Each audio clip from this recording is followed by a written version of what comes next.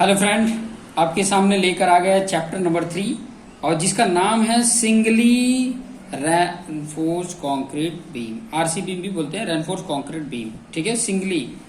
Okay, तो singly RC beam पढ़ते हैं, फिर बाद में डबली आरसी बीम भी पढ़ेंगे और डबली क्या होता है, सिंगली क्या होता है, उसके बारे में भी आपको डिटेल में समझाएंगे। ठीक है, सिंगली का मतलब होता है सिंगल साइड। ठीक है, ये भी समझ सकते हैं। रेनफोर्स का मतलब होता है स्टील प्रोवाइड करना और कंक्रीट में, और बीम मतलब ऐसा बीम है जिसको एक साइड इस रेनफोर्समेंट प्रोवाइड कर रहे हैं। ठीक है, तो उसी को बोला जाता है सिंगली आरसी बीम। और इसमें क्या क्या पढ़ने वाले हैं उसके बारे में बता देते हैं। जैसे कि पहला है आपका आएगा stress diagram for singly RC beam के लिए स्ट्रेस डायग्राम क्या होगा उसके बारे में पढ़ेंगे।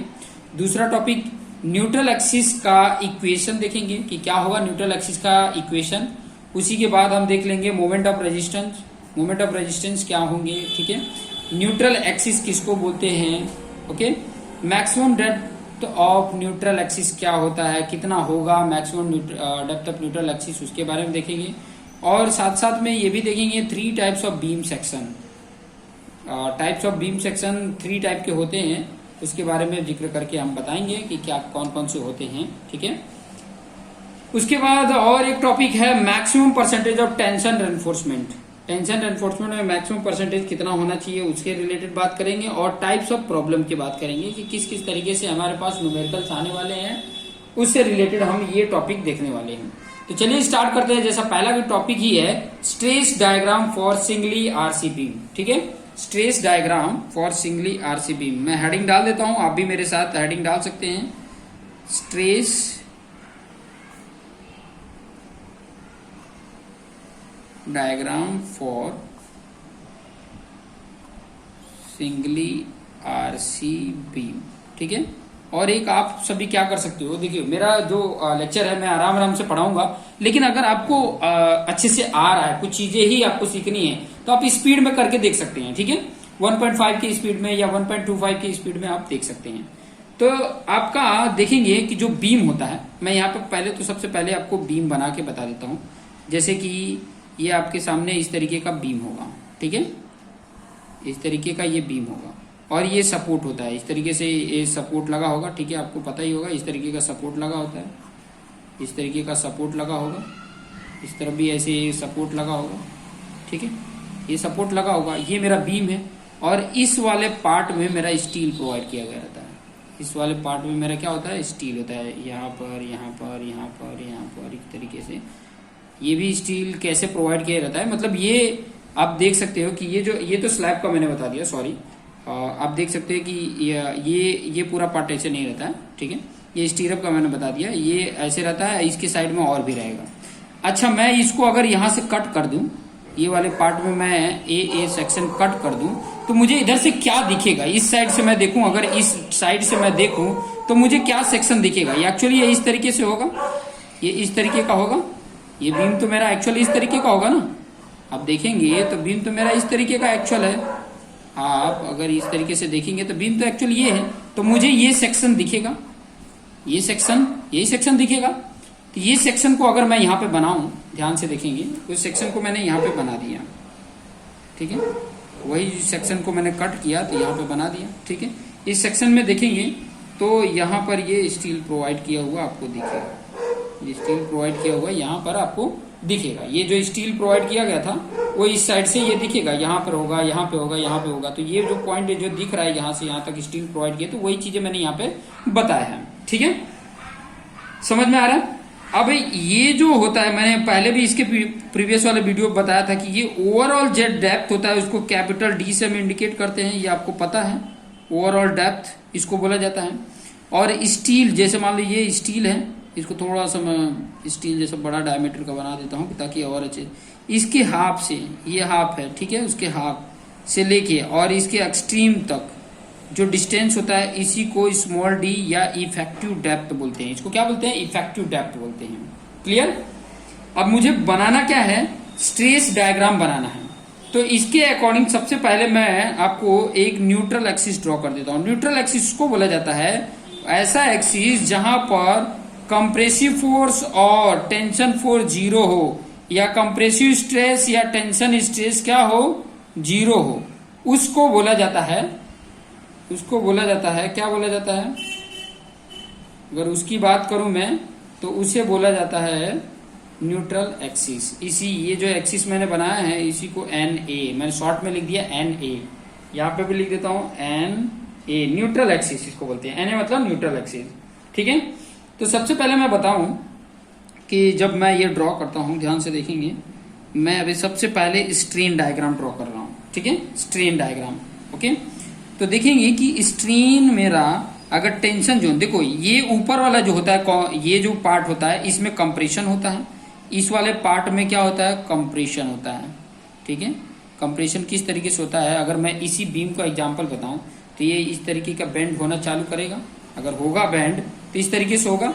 तो ये ऊपर वाला जो पार्ट है ना उसमें देखोगे तो इस तरीके का है, मतलब यहाँ इस तरीके का फोर्स लगता है तो कंप्रेसिव जनरेट होता है, और यहाँ पर ये देखो खिंचाव इस तरफ होता है, इस तरफ, तो यहाँ पर टेंशन जनरेट होता है। तो नीचे इसका टेंशन होता है, ऊपर कंप्रेशन होता है, ठीक है।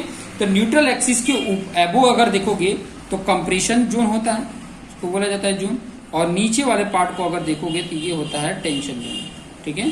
क्या होता है, टेंशन जोन होता है। ये क्लियर हो रहा है, ठीक है, क्लियर हो रहा है।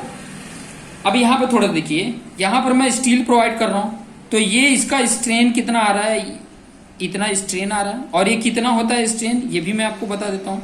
साथ साथ में इसका स्ट्रेस कितना होगा वो भी बता देता हूँ, मैक्सिमम स्ट्रेस और ये मैक्सिमम स्ट्रेन की बात कर रहे हैं, ठीक है।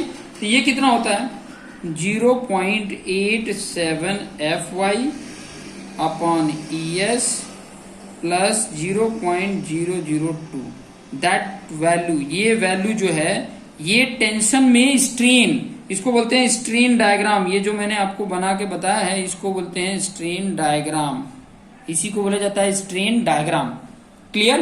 तो ये मेरा टेंशन में इतना स्ट्रेन है, वही मैक्सिमम स्ट्रेस कितना, स्ट्रेन कितना होगा कंक्रीट में, ये कंक्रीट वाला पार्ट है, ये टेंसाइल वाला पार्ट है। तो टेंसाइल में मतलब स्टील कितना स्ट्रेन देगा, स्ट्रेन मतलब कितना चेंज आएगा, मैक्सिमम चेंज कितना आ सकता है, इतना चेंज आ सकता है, ठीक है। और वही इसमें अगर चेंज देंगे तो वो कितना होता है 0.0035 जितना होता है, ठीक है। ये वैल्यू कहां से आती है, ये चीजें मैंने इसके प्रीवियस वाले लेक्चर में शायद डिस्कस किया था, अगर नहीं डिस्कस किया हो तो आगे भी आपको मैं बता दूंगा, ठीक है। तो इस डायग्राम को बोला जाता है स्ट्रेन डायग्राम। अच्छा, एक और चीज बताऊं कि जो मेरा 0.002 है ना, ये वाला 0.002 स्ट्रेन जो होता है ना, यहां से उसका कांस्टेंट स्ट्रेस होता है, यहां से ये जो स्ट्रेन आ रहा है और ये जो स्ट्रेन आ रहा है, इन दोनों के बीच में जो स्ट्रेस होता है वो कांस्टेंट रहता है, बराबर ही रहता है, ठीक है। कांस्टेंट रहता है मतलब इक्वल रहता है, ये चीजें बोल सकते हैं। तो अगर मैं स्ट्रेस डायग्राम बना रहा हूं, देखेंगे यहाँ पे स्ट्रेस डायग्राम बना रहा हूं, यही मेरी लाइन रहेगी, ठीक है, यहां पर मैं बना रहा हूं, ठीक है, ठीक है। अब यहां पर थोड़ा सा देखिएगा, यहां से ये वाले जो लाइन जा रही है, ये वाला पार्ट जो जा रहा है यहां से और यहां तक, ये वाले से लेके यहां तक मेरा जो स्ट्रेन स्ट्रेस है, स्ट्रेस ये क्या होता है कांस्टेंट रहता है, देखो इससे बराबर, ये स्ट्रेस को बता रहा है, ठीक है, स्ट्रेस बता रहा है। तो यहां से यहां तक स्ट्रेस बराबर है, और यहां से क्या होता है कंटिन्यूसली क्या होता है इंक्रीज करते हुए जाता है। स्ट्रेस इंक्रीज करोगे तो ये स्ट्रेन इंक्रीज हो रहा है, स्ट्रेस बढ़ा रहे हो तो स्ट्रेन बढ़ रहा है, स्ट्रेस बढ़ा रहे हो स्ट्रेन बढ़ रहा है, देखो स्ट्रेन बढ़ते ही जा रहा था और यहाँ पे आके कांस्टेंट हो जा रहा था स्ट्रेस, ठीक है। स्ट्रेन तो बढ़ रहा है, देखो ये बढ़ रहा है, लेकिन स्ट्रेस कांस्टेंट हो जाता है, ठीक है। तो यहाँ आपको ये चीजें आपको आइडिया मिल गया, ठीक है। इसका मैक्सिमम स्ट्रेस कितना होता है ये चीजें बता देते, जैसे एक्सट्रीम फाइबर पे इसका स्ट्रेस देखोगे यहाँ पर, मतलब इतना अगर लोड लगाया जाए 0.446 FCK, इतना अगर स्ट्रेस आया तो ये टूट जाएगा, ठीक है, कंक्रीट वाला पार्ट टूटने लग जाएगा, यहां तक रहेगा तो ले लेगा, ठीक है, क्योंकि यहां तक हमारा, यहाँ इसके बाद भी इतना ये चेंज हो सकता है, इतना स्ट्रेस पर भी इतना चेंज हो सकता है। और यहां पर कितना होगा, ठीक है, यहां पर मतलब उसके जो इसका सेंटर आएगा, अभी इसका आपको सेंट्रॉइड फाइंड आउट करने के लिए आएगा, तो सेंट्रॉइड इसका जहां पर भी आएगा, सेंट्रॉइड अगर आपने नहीं पढ़ा है तो आप इंजीनियरिंग मैकेनिक्स पढ़ो, अप्लाइड मैकेनिक्स, उसमें ये इसका सेंट्रॉइड फाइंड आउट करने के लिए ये रेक्टेंगुलर हो गया और एक ये पैराबोलिक आ गया, तो इसका सेंटर कहीं यहाँ पे आ रहा होगा, ठीक है, इसका सेंटर कहीं पे यहाँ पर आ रहा होगा, ठीक है। ये तो मतलब यहाँ पर इसका कंप्रेसिव फोर्स लग रहा है, ठीक है, और यहाँ पे इसका टेंसाइल फोर्स लग रहा है, टी टेंसाइल फोर्स यहाँ पे लग रहा है, और टेंसाइल फोर्स कितना लग रहा है, ये इतना लग रहा है 0.87 FYAST। और कंप्रेशन कितना लग रहा है, कंप्रेशन अगर बताऊं तो वो कितना होगा 0.36 FCK into B into XU। ठीक है, XU क्या है तो वो चीजें भी मैं बता देता हूँ। न्यूट्रल एक्सिस और इसका एक्सट्रीम फाइबर के बीच का ये डिस्टेंस होता है XU। ठीक है, XU मैक्सिमम इसको बोला जाता है, XU मैक्सिमम, ये मैक्सिमम होता है। ठीक है, न्यूट्रल एक्सिस और एक्सट्रीम फाइबर के बीच का ये जो डिस्टेंस होता है इसको न्यूट्रल एक्सिस होगा। इसके साथ साथ ही अगर मैं यहाँ पर एक चीज और बताऊं कि ये जो सेंटर ऑफ प्रेशर कॉम्प्रेसिव का है और ये टेंशन का है, इन दोनों के बीच का जो डिस्टेंस होता है इसको बोला जाता है Z, और Z को बोला जाता है लीवर आर्म, लीवर आर्म बोला जाता है। ठीक है, लीवर आर्म बोला जाता है। और ये जो सेंटर ऑफ प्रेशर है, ये जो सेंटर लग रहा है वो यहाँ से ये कितना हाई डेप्थ पे होता है, तो वो चीजें भी आपको फाइंड आउट करने हैं। जब आप CG फाइंड आउट कर लोगे, इसका C कहाँ पे आ रहा है, तो वही तो यहाँ से ये डिस्टेंस बताएगा। और वो डिस्टेंस होता है ये जो XU है, ये XU है, तो उसका 0.42 XU होता है, पूरे XU का 0.42 जितना ये होता है।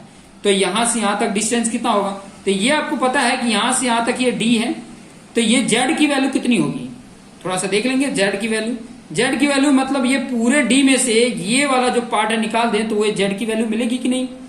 तो Z इक्वल टू क्या होगा, D माइनस ये वैल्यू 0.42 XU, ये हमारा Z की वैल्यू फाइंड आउट करने का फॉर्मूला हो जाता है।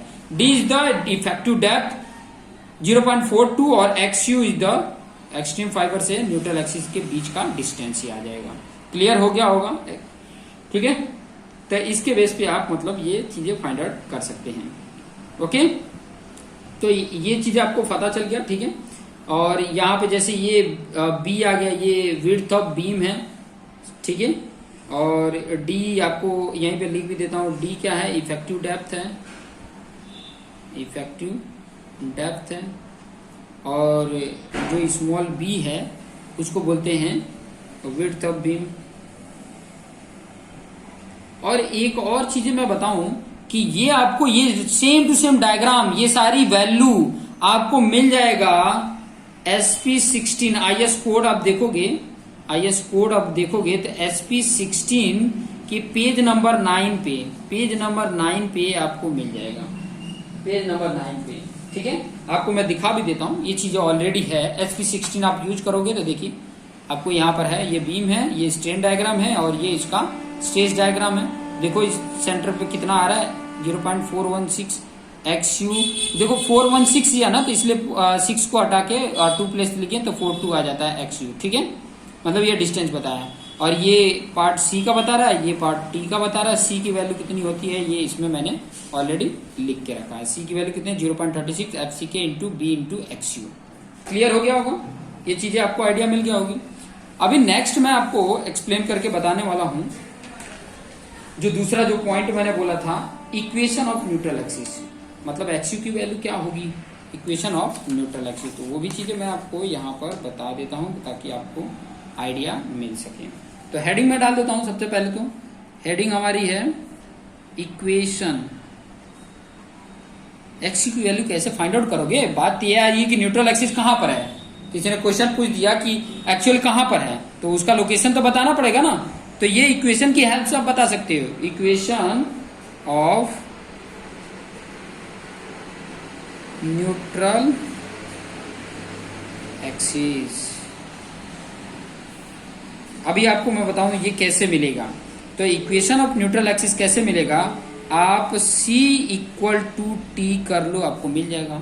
Compressive force into tension force, ये फोर्स है, this is the force, compressive force and tension force. और इसके जस्ट पहले मैंने आपके कंप्रेशन फोर्स की वैल्यू बताया था। कंप्रेशन फोर्स की वैल्यू कितनी बताया था 0.36 into FCK into B into XU। Clear. आपको अगर मैं डायग्राम से थोड़ा सा समझाऊं, एक बार डायग्राम को थोड़ा सा अगर मैं बताऊं, ये जो डायग्राम बनाया है, ये जो 0.36 FCK है ना, that is the stress value, ये स्ट्रेस है। अब B इंटू XU जो किया है, ये जो B है और इंटू XU जितना डिस्टेंस किया है, यहाँ पर देख सकते हैं ये B है और कहाँ तक है XU जितना है तो ये जो किया है ये एरिया है उसका, और ये स्ट्रेस है, तो stress into area equal to force होता है, तो फोर्स ये कंप्रेसिव फोर्स हो गया, तो ये वैल्यू आ गया। क्लियर? वही चीज यहाँ पर इसके टेंशन का भी दिया हुआ है, ये चीज आपको क्लियर हो जाएगी। ठीक है, तो ये आ गया। और साथ साथ में टेंशन की वैल्यू कितनी थी, टेंशन की अगर वैल्यू देखोगे तो वो कितना था 0.87 into F Y into A S T. तो मुझे एक्स यू चाहिए ना, एक्स यू चाहिए, तो एक्स यू को मैं यहीं पर रहने देता हूँ, बाकी सारी वैल्यू मल्टीप्लीकेशन है तो डिवाइड हो जाएंगी।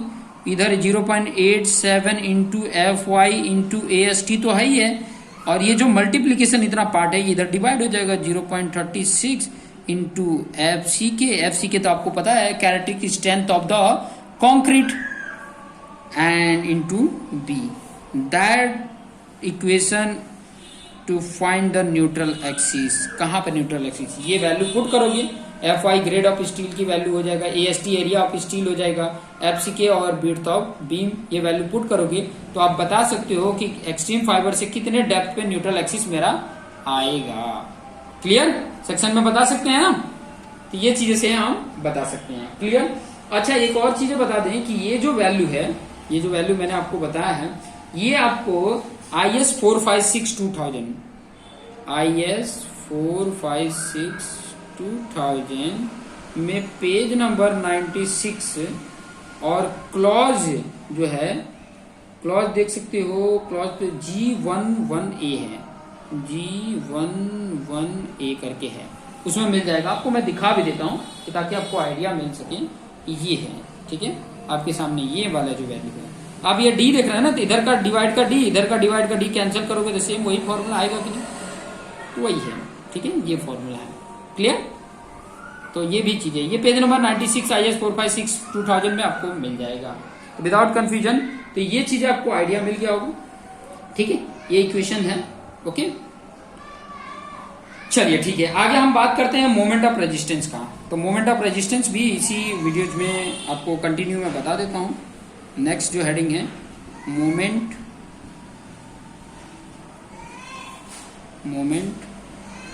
Of resistance. रेजिस्टेंस का मतलब होता है जहां पे मोमेंट आ रहा है उसको रेजिस्ट करता हो, तो कितना मतलब रेजिस्टेंस मोमेंट आना चाहिए, तो वो चीजें बता देते हैं। तो देखिए, ये सबसे पहले मैं रेजिस्ट बताऊंगा कि स्टील के रिस्पेक्ट में मोमेंट कितना आएगा, स्टील के रिस्पेक्ट में MU कितना आएगा। इसको MU भी बोला जाता है, शॉर्ट में क्या बोला जाता है, MU बोला जाता है। क्लियर? MU बोलेंगे। तो MU की वैल्यू अगर मैं बता रहा हूँ, यहाँ पर A पॉइंट इसलिए लिख रहा हूँ कि विथ रेस्पेक्ट टू स्टील बताऊंगा, फिर B पॉइंट में बताऊंगा विथ रेस्पेक्ट टू कॉन्क्रीट। ठीक है, तो विथ रेस्पेक्ट टू MU की वैल्यू जो मैं बताने जा रहा हूँ, MU with respect to steel, और वो भी क्राइटेरिया किसको लेके चल रहे हैं, फॉर अंडर रेनफोर्स्ड सेक्शन। ये भी बताएंगे सब चीजें क्या है, ये आगे सब कुछ डिटेल में बताते चलेंगे। बस आप थोड़ा थोड़ा हल्के से नोट डाउन करते जाओगे, आपको आइडिया मिलेगा। पहले भी मैंने बताया कि आप 1.5 या 2 के स्पीड से इसको देख लोगे। मैं आराम आराम से बताने वाला हूँ, हो सकता है किसी बच्चों को आराम आराम से समझना हो, तो अगर आपको जल्दी समझना है तो 1.5 की स्पीड से आप इसको देख सकते हो। इसमें यूट्यूब में अच्छी सी सुविधा है। तो देखो MU मोमेंट कैसे होता है, तो मोमेंट आपको पता है कि आपको पता है मोमेंट, मैं आपको बता भी देता हूँ। मोमेंट इक्वल टू होता है MU होता है कि जो टेंशन है, टोटल टेंशन, क्योंकि स्टील के लिए बात कर रहे थे तो टेंशन के लिए स्टील आता है, टोटल टेंशन फोर्स होता है इंटू फोर्स इंटू डिस्टेंस होता है। और डिस्टेंस कौन सा, लीवर आर्म, ये लीवर आर्म आएगा। लीवर आर्म इसके पहले स्टार्टिंग में बताया था। तो टोटल टेंशन मतलब T, और लीवर आर्म को Z से इंडिकेट करते हैं। टेंशन जो ये देखो, ये जो वैल्यू है ना, ये टेंशन फोर्स है 0.87 FYST, यही वैल्यू यहाँ पर रख देंगे।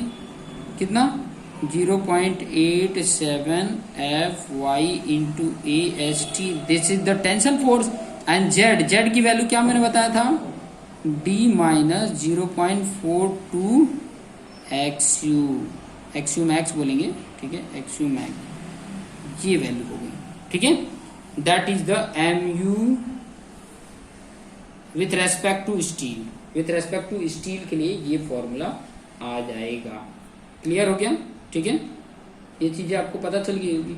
और इसमें एक और चीजें भी आप कर सकते हो, वो क्या कर सकते हो कि एक्सयू की जो वैल्यू हमने यहाँ पे ऊपर फाइंड आउट किया है वो एक्सयू की जगह पे वैल्यू भी पुट कर सकते हो। ये चीजें भी आपको पता चल जाएगा। क्या हो जाएगा अगर मान लो ये 0.87 FYAST तो है ही है, यहाँ D माइनस 0.42 है, और एक्सयू की जगह पे मैं क्या वैल्यू पुट कर दूंगा, जो एक्सयू की वैल्यू है 0.87 FY into AST divided by 0.36 FCK into B। Okay, clear? ठीक है, क्लियर हो गया होगा। अच्छा, इसको थोड़ा सॉल्व भी करोगे ना तो अप्रोक्सीमेट ये वैल्यू इसको सॉल्व भी कर सकते हैं। 0.42 0.87 का मल्टीप्लिकेशन करो, 0.36 से डिवाइड कर दो, तो डिवाइड करने पे अगर इसकी फाइनल वैल्यू आ जाती है, कितनी आ जाती है 0.87 FYAST तो है ही है, और यहाँ पर ये D है, और इसको सॉल्व करने पे अप्रोक्सीमेट अगर मैं बोलूँ तो 1 के आसपास आ जाता है। तो बचता है FY ऊपर, AST बचा, यहाँ AST है, एरिया ऑफ स्टील इसको बोलते हैं, और नीचे बचा है FCK इंटू B। ठीक है, ये बच जाता है, ये फॉर्मूला हो गया। अगर D से डिवाइड कर देते हैं तो कुछ ये वैल्यू आ जाता है। क्या वैल्यू तक आ जाता है, ये थोड़ा इस मतलब शॉर्ट में कर देते हैं, 0.87 FYAST इंटू D का मल्टीप्लीकेशन किया और D का इधर डिवाइड किया, इधर मल्टीप्लीकेशन किया, इधर D डिवाइड में किए, तो D को इधर करोगे तो यहाँ बचेगा 1, और यहाँ पर नीचे मल्टीप्लीकेशन हो जाएगा FY इंटू AST, नीचे FCK into B into D हो जाएगा। तो ये फॉर्मूला आपके सामने आ जाता है। आप ये फॉर्मूले भी यूज कर सकते हो। ठीक है, जहां जैसी जरूरत हो उसको हम अप्लाई कर लेंगे, इसलिए ये सब चीजें मैं ऑलरेडी बताते चल रहा हूँ। जिसकी जहां जरूरत पड़ेगी उसको हम यूज कर लेंगे। क्लियर? अभी नेक्स्ट बताएंगे MU with respect to concrete, जो बैलेंस सेक्शन के लिए। ठीक है, तो B पॉइंट में हेडिंग डाल देता हूं और यहां पर लिख देता हूं MU विथ रिस्पेक्ट, किसके रिस्पेक्ट में बता रहा हूं, टू कॉन्क्रीट। ओके, तो थोड़ा थोड़ा आराम से समझेंगे तो आपको आसानी से हर वो चीज समझ में आने लग जाएगी। क्लियर?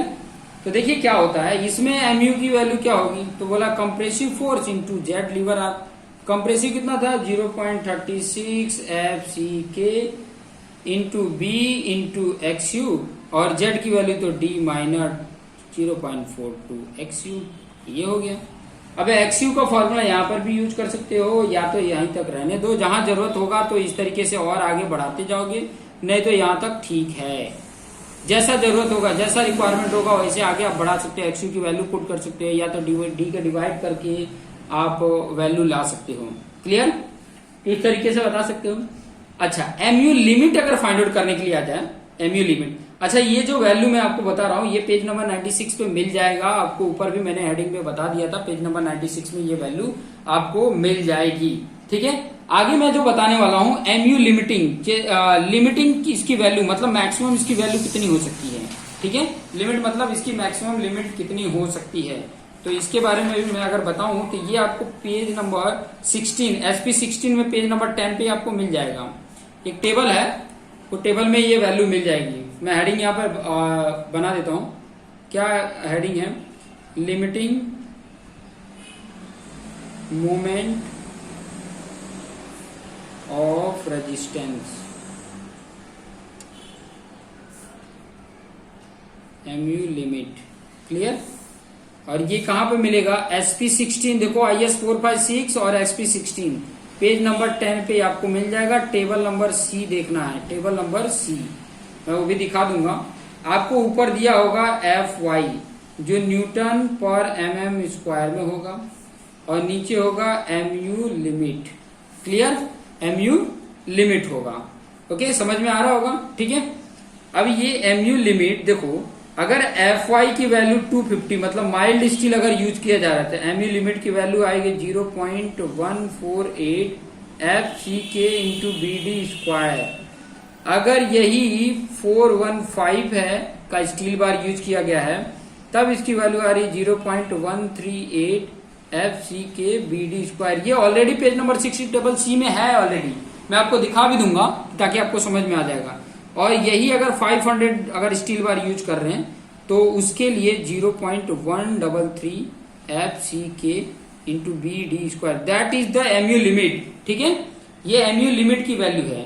और MU लिमिट की वैल्यू के लिए कंडीशंस आगे बताएंगे कि इसकी डिजाइन या एनालिसिस किया जाता है तो किस तरीके से इसके लिए कंडीशंस है MU या MU लिमिट के लिए। MU लिमिट मतलब उसकी मैक्सिमम इतना हाई है, उससे ज्यादा वो नहीं होगा। उससे ज्यादा अगर मतलब किसी की कैपेसिटी बता रहा है कि इसकी इतनी कैपेसिटी है, इतना रजिस्ट कर पाएगा, इससे ज्यादा रजिस्ट नहीं कर पाएगा, ये चीजें बात कर रहा है। क्लियर हो रहा है? ठीक है, तो ये चीजें थोड़ा सा आप ध्यान में रखेंगे। और जैसा कि मैंने न्यूट्रल एक्सिस के लिए आपको बताया था कि the axis which separate compression zone and tension zone in the cross section of the beam is known as a neutral axis. अगर डेफिनेशन लिखना है तो यहाँ पर मैं आपको डेफिनेशन बता देता हूँ न्यूट्रल एक्सिस का। न्यूट्रल एक्सिस का डेफिनेशन यहाँ पर लिख देता हूँ। ठीक है, आप भी इसको चाहे तो मेरे साथ साथ लिख सकते हैं। The axis which separate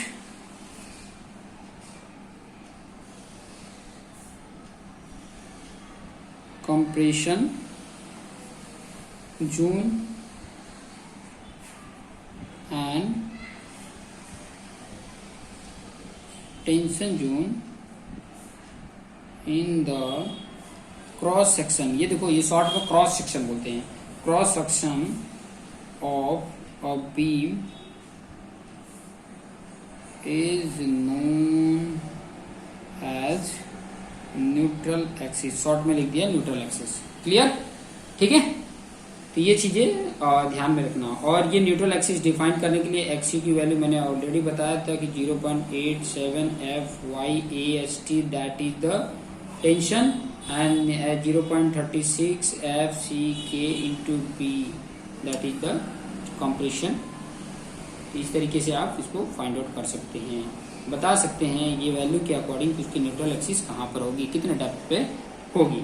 okay, और भी जो इम्पोर्टेंट टॉपिक है जैसे कि न्यूट्रल एक्सिस मैक्सिमम वैल्यू, ये किस तरीके से डिफाइन करते हैं, और जो टाइप्स ऑफ बीम सेक्शन हैं वो चीज़ें क्या हैं, उसके बारे में भी थोड़ा सा डिस्कस करके देखेंगे।